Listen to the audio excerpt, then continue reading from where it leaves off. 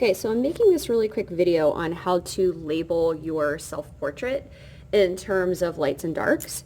So currently I have my color copy of my self-portrait, which is a little bit scary to look at. And I also have my tints and shades chart that's completed, okay? I also have a pencil to use. So what we're essentially going to do is look at this copy in terms of lights, mediums, and darks, and really use our thinker to kind of determine how light or dark something is compared to one another. So honestly, it's kind of a brain critical thinking exercise. Now, one thing I wanted to share with you all before we get started is our color chart right here. I have mine that is cut apart, and I'll share with you why in just a moment. But I do have my tints chart up here, so my lighter versions of a color. Tints are a color plus white. So you can see how I have my lightest tint of a color is T1, darkest is T5. Then I have my pure color here, and I have all of my shades of a color down here, so aka a color plus black, making your pure color darker by adding smidgens of black to the pure color, okay? To create a value scale just shows us all the tones, meaning lights and darks of one color. Really how this should go is something that looks like this, okay? So if I put this together, see how pretty that looks, okay? Where it goes gradually from lights to darks. This is really how we're thinking of the charts that we have created into like a range of tones from lightest to darkest, okay? So you're not going to cut yours apart, but this is how I want you to think about it. And also when you're labeling too, and you can do this on your color chart, options that are no longer on the table, pure black, okay, and also pure white. So those are no longer on the table. What is on the table though, your lightest light is T1. So anything that you see that is like the lightest of the light, you're going to label it T1, not white. And anything that's the darkest of the dark, you're going to label S5, not pure black, okay? This will give us a variety of tones to create depth within our picture, okay? So I'm going to move this up here. Maybe. And this should be an interesting exercise because I just woke up and now I'm labeling something that involves some critical thinking. So we'll see how this goes.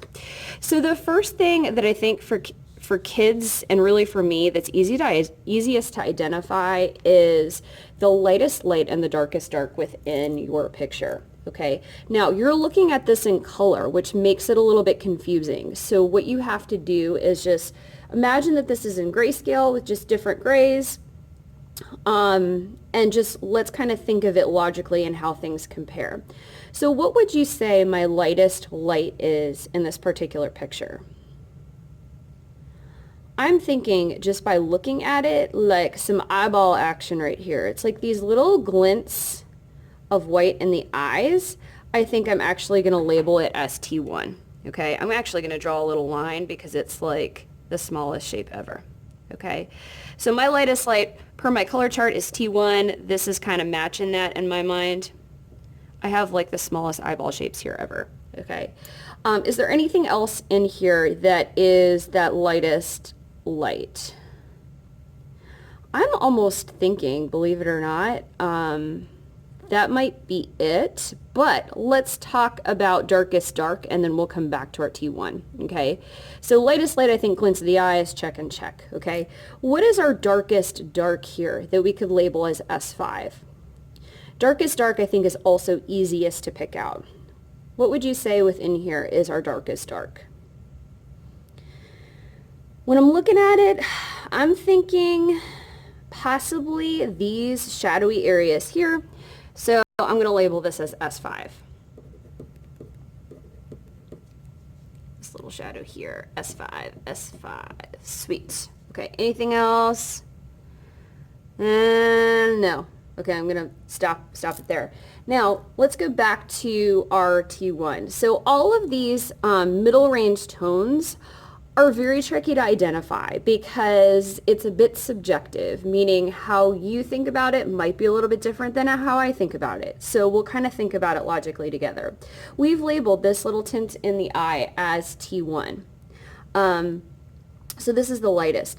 I think my next lightest, maybe like taking a step down, Let's see if we can identify any T2s in here.